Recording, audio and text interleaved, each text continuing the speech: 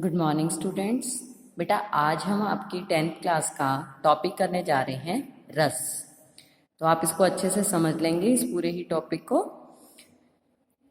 रस, रस का अर्थ पहले आप ये समझेंगे कि रस है क्या। रस को काव्य की आत्मा या प्राण तत्व कहा जाता है। रस का शाब्दिक अर्थ है आनंद। आनंद मतलब खुशी। काव्य को पढ़ने या सुनने से जिस आनंद की अनुभूति होती है उसे रस कहा जाता है। रस का संबंध श्री धातु से माना गया है जिसका अर्थ है जो बहता है।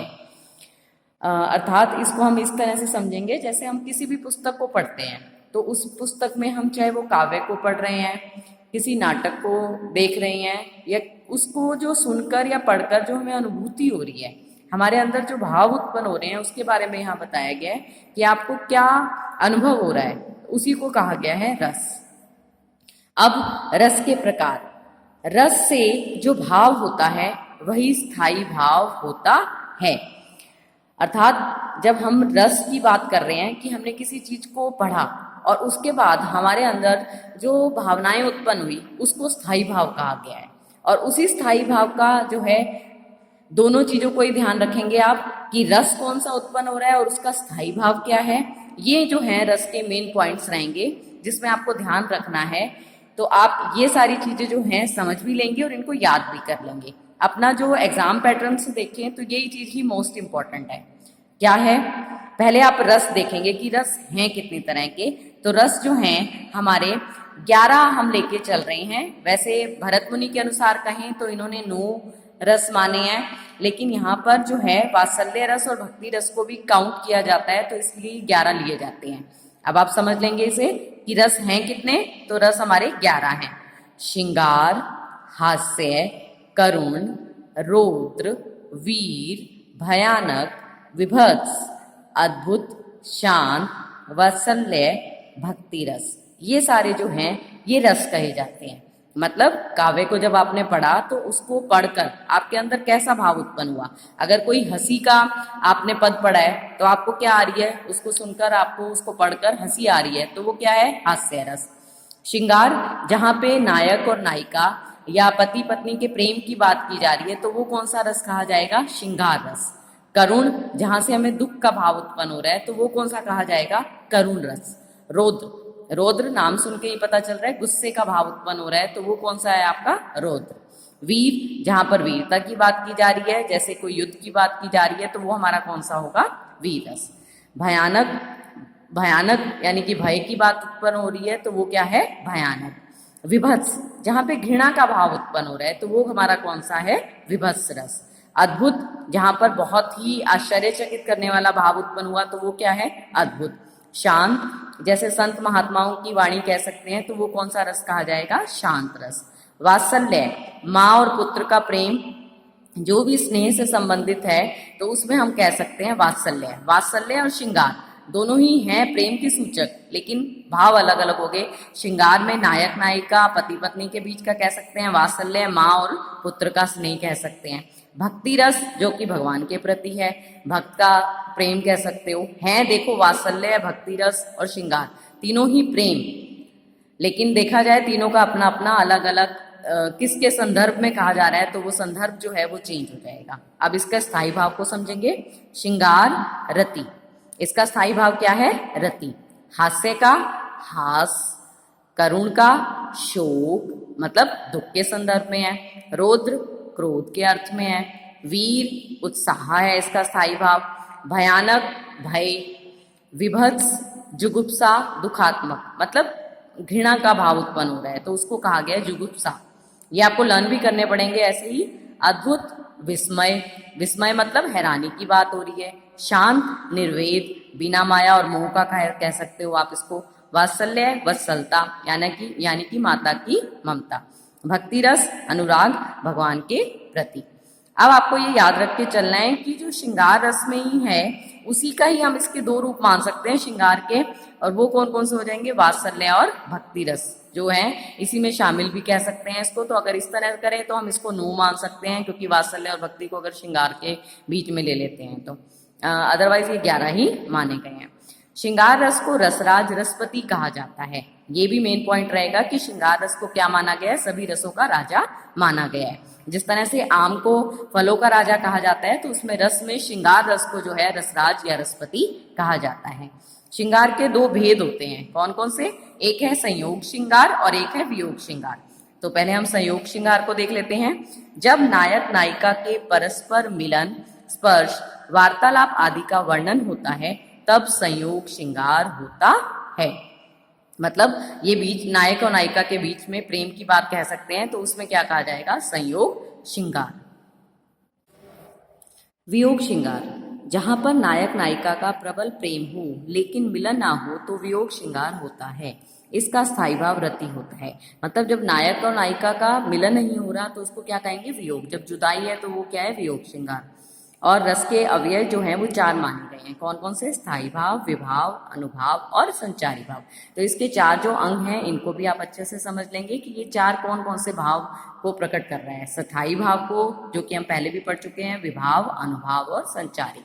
स्थायी भाव, प्रधान भाव, यह भाव वही हो सकता है जो रस को अवस्था तक पहुंचाता है। मतलब जो शुरू से लेके अंत तक जो है चलता रहता है और अंत तक उसकी अवस्था जो लास्ट लक्ष्य है वहां तक पहुंचाएगा। ये काव्य या नाटक में एक स्थायी भाव शुरू से आखिरी तक होता है। विभाव का अर्थ है भावों के कारण। जिन विषयों और विषय प्रस्तुतियों के द्वारा मन के स्थायी भाव जागृत होते हैं उन्हें विभाव कहते हैं। उदाहरण, किसी कहानी को पढ़कर उसके नायक नायिका, खलनायक या परिस्थिति को देखकर मन के भाव जागते हैं, इन्हें क्या कहते हैं? विभाव। विभाव के भी 3 अंग बताए गए हैं, आश्रय, आलंबन और उद्दीपन। आश्रय, जिनके हृदय में भाव जागते हैं उन्हें आश्रय कहते हैं। जैसे परशुराम, आपने जो आपकी क्षितिज की पुस्तक में पद्य भाग में दूसरा जो पाठ है अपना राम लक्ष्मण परशुराम संवाद, उसके माध्यम से इसको समझाती हूँ मैं आपको। देखिए, जैसे इसमें परशुराम है, उनको क्रोध किस वजह से आया था? लक्ष्मण के कारण, क्योंकि लक्ष्मण और राम जो उनको पता चला था कि वहां पे धनुष टूट गया है, तो उस कारण शिव धनुष के टूट जाने के कारण उनको क्रोध आया था। तो अब यहाँ पर जिसके हृदय में भाव जागृत हुए वो कौन बनेगा? आश्रय। तो वो कौन है? परशुराम।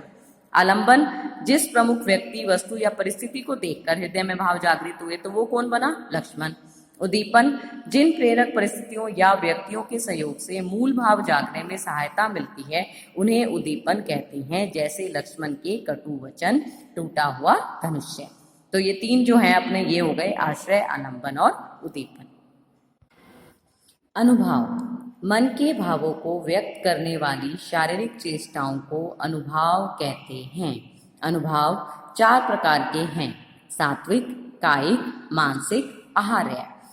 सात्विक, ये क्रियाएं प्राकृतिक रूप से व्यक्ति के चेहरे पर दिखती हैं। प्राकृतिक रूप से मतलब किसी तरह की बनावट नहीं है, कुदरती तौर पे जो आमतौर पे हमें दिखाई देती है वो भाव कहे गए हैं। जैसे क्रोध में मुख लाल होना, बोहें तन जाना, बोहें आईब्रोज जो हैं वो जैसे फैल जाती हैं तो उसके लिए कहा गया है बोहें का तन जाना। कायिक, ये क्रियाएं आश्रय के अधीन होती हैं और उसकी इच्छा पर निर्भर करती हैं, जैसे मारने के लिए हाथ उठाना।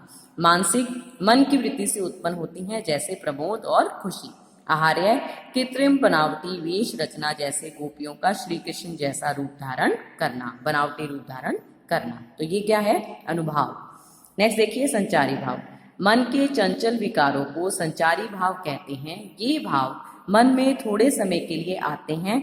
संचारी भाव 33 कहे जाते हैं। मतलब कुछ समय के लिए आए और फिर ठंडे हो गए, तो इस तरह के भाव जो हैं वो संचारी भाव कहे गए हैं। पानी के बुलबुलों के समान कहा जाता है इनकी गति को।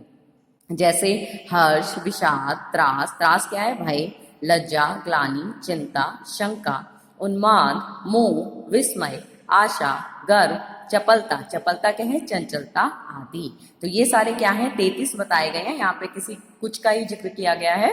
तो ये क्या है? आपके संचारी भाव। नेक्स्ट देखिए, विभिन्न रसों के उदाहरण। यहाँ मैं आपको अलग अलग रसों के एग्जाम्पल्स दे रही हूँ, आप उससे क्लियर कर लेंगे कि किसका जो है किस तरह से एग्जाम्पल भी आपको लर्न करना होगा। तो आप अपनी किताब में से भी देख सकते हैं, जो आपको इजी लगे तो आप हर एक रस का एक एक एग्जाम्पल भी लर्न कर लेंगे। जैसे है संयोग श्रृंगार। बसो मेरे नैनन में नंदलाल, मोर मुकुट मकराकृत कुंडल, अरुण तिलक दिए भाल।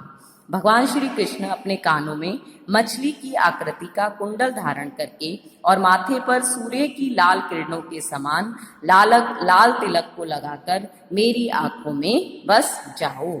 बसो मेरे नैनन, नैनन क्या है? आंखों में। नंदलाल भगवान श्री कृष्ण। मोर मुकुट, जिन्होंने मोर मुकुट धारण किया हुआ है।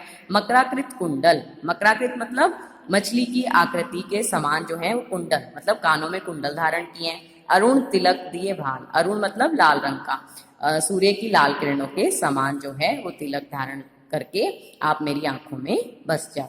ये क्या था? संयोग श्रृंगार का एग्जाम्पल। नेक्स्ट देखिए वियोग श्रृंगार। अरे बता दो मुझे कहाँ प्रवासी है मेरा, इसी बावले से मिलने को डाल रही हूं मैं फेरा। तो ये क्या है आपका? वियोग श्रृंगार का। नायिका कह रही है कि अरे बता दो मुझे कहाँ प्रवासी, मतलब मेरा जो नायक है वो कहाँ पर है, उसी बावले से मिलने के लिए मैं इधर उधर डोल रही हूँ। नेक्स्ट देखिए अब। नेक्स्ट है नायिका नायक के लिए कह रही है कि मेरा नायक कहाँ है और उसी को ही देखते हुए मैं इधर उधर घूम रही हूँ। हास्य रस। सिरा पर गंगा हंसे, भुजानी में भुजंगा हंसे, हास ही का दंगा भया नंगा के विवाह में।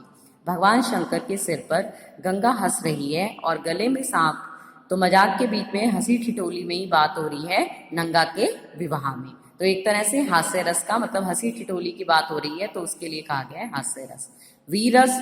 बुंदेले हर बोलो के मुख, हमने सुनी कहानी थी, खूब लड़ी मर्दानी वह तो झांसी वाली रानी थी। तो ये किसका एग्जाम्पल है? देख के ही पता चल रहा है वीरता की बात की जा रही है, रानी लक्ष्मीबाई की वीरता की। तो क्या हो गया? वीरस। करुण रस। सीता गई तुम भी चले, मैं भी ना जीऊंगा। सुनते ही पता चल रहा है कि जब रामायण में राम जी, जब लक्ष्मण जो हैं मूर्छित हो गए हैं, तब राम जो है किस तरह से करुण विलाप कर रहे हैं, तो उसका भाव जो है यहाँ पे पता चल रहा है। सीता गई मतलब सीता भी चली गई है, रावण डे क्या है, और अब तुम भी मूर्छित हो गए हो, तो ऐसे में मैं जिंदा रहकर क्या करूंगा। अद्भुत रस। देख यशोदा शिशु के मुख में, सकल विश्व की माया, क्षण भर को वह बनी अचेतन, हिल ना सकी कोमल काया। यशोदा अपने बालक श्री कृष्ण के मुख में संपूर्ण संसार को देखकर एक पल के लिए बेहोश हो गई और उनका शरीर जो है वो स्थिर हो जाता है। नेक्स्ट किसका एग्जाम्पल है? शांत रस का। जब मैं था तब हरि नाही, अब हरि है मैं नाही, सब अंधियारा मिट गया जब दीपक देखा माही। कबीरदास जी कहते हैं कि जब मेरे अंदर अहंकार था तब मुझे भगवान जो है वो प्राप्त नहीं हो रहे थे, और अब मेरे मन का अहंकार हट गया है तो मुझे भगवान भी मिल गए हैं, और प्रभु की प्राप्ति होने पर मुझे दीपक के दर्शन हो गए, यानी कि प्रभु का प्रेम जो है वो दीपक के समान बताया गया है और मेरे मन की अज्ञानता जो है वो दूर हो गई है। तो ये किसका एग्जाम्पल हो गया? शांत रस का। भयानक रस। एक और अजगर ही लखी, एक और मृगराय, विकल बटोही बीची, परसों मूर्छा खाए। एक यात्री रास्ते में से जा रहा है, एक और अजगर है, दूसरी ओर मगरमच्छ, तो अब क्या है? भय उत्पन्न हो गया है। तो ये कौन सा रस है? अपना भयानक रस। रोदरस। उस काल मारे क्रोध के तनु कांपने उसका लगा, मानो हवा के जोर से सोता हुआ सागर जगा। अब ये क्या है? रौद्र, यानी कि गुस्से का भाव उत्पन्न हो रहा है। तो इसमें कब का वर्णन किया गया है? जब अभिमन्यु के वध का समाचार अर्जुन को प्राप्त हुआ है, तो उस काल का वर्णन किया जा रहा है। विभत्स रस। आंख निकाल उड़ जाते, शरभण उड़ कर आ जाते, शव जीव निकाले कोवे, चुबला चुबला कर खाते, भोजन में श्वान लगे मुर्दे थे, भू पर लेटे, खा मांस चाट लेते थे, चटनी सम बहते बहते बेटे। विभत्स रस मतलब जहाँ पे घृणा, मतलब हमें घृणा का भाव उत्पन्न हो रहा है, तो उसके लिए कहा जा रहा है युद्ध में मारे गए सैनिक की लाशें इधर उधर बिखरी हुई हैं और उनकी लाशों में से आंखें निकालकर जंगली कौवे जो हैं वो उड़ रहे हैं और फिर उड़ उड़कर वहीं पर आकर उनके शव से उनकी खाल को खींचकर चुबला चुबला कर खा रहे हैं, मतलब खा रहे हैं उसको आनंद लेते हुए। तो जंगली कुत्ते जो हैं वो मुर्दों के मांस को चाट कर खा रहे हैं, उनके बच्चे सैनिकों के रक्त को चटनी के समान चाट रहे हैं। अब इस तरह की अगर हम अवस्था देखते हैं तो क्या होगा कि हमारे अंदर, मन के अंदर घृणा उत्पन्न हो रही है, बहुत ग्लानि का भाव उत्पन्न हो रहा है, तो उसको कहा गया है विभत्स रस। नेक्स्ट देखिए वात्सल्य रस, प्रेम का हो गया ये भी, लेकिन ये किसके बीच है? माँ और पुत्र के प्रति। बाल दशा सुख निराखी यशोदा, पुनि पुनि नंद बुलाती, अंचरा तरले ढाकी सुर, प्रभु को दूत विवाहती। तो कितना सुंदर माँ और पुत्र के स्नेह का वर्णन किया गया है। तो ये किसका एग्जाम्पल हो गया? वात्सल्य रस का। भक्ति रस। उलट नाम जपत जग जाना, वाल्मीकि भय ब्रह्म समाना। राम का नाम उल्टे जपते हुए वाल्मीकि ने इस संसार को समझ लिया और उनके मन में राम की मूर्ति स्थापित हो गई। यहाँ पे बताया गया कि किस तरह वाल्मीकि ने उनको जो था प्रभु की महिमा का बारे में पता चला, तो उन्हें किसी ने राम जी का नाम जपने के लिए कहा, तो उन्होंने क्या किया, राम का उल्टा नाम जपा और उससे उन्हें क्या हुआ, परमात्मा की प्राप्ति हो गई। तो यहाँ पे उसी समय उसी बात का बताया गया है। तो ये कौन से का एग्जाम्पल बन जाएगा, आपके भक्ति रस का। इस तरह आज हमने इसके रस के सभी एग्जाम्पल्स को समझ लिया है। आपके एग्जाम में किसी भी तरह से क्वेश्चन पूछा जा सकता है। आपको यूं भी दिया जा सकता है कि आपको कोई एक रस का एग्जाम्पल लिखने को कह दिया जाए, या आपसे कोई एक किसी भी तरह का दे दिया जाए, कुछ भी 2 पंक्तियां दे दी जाएं और उसमें बताया जाए कि बताओ कौन सा रस है। इस तरह से भी पूछा जा सकता है।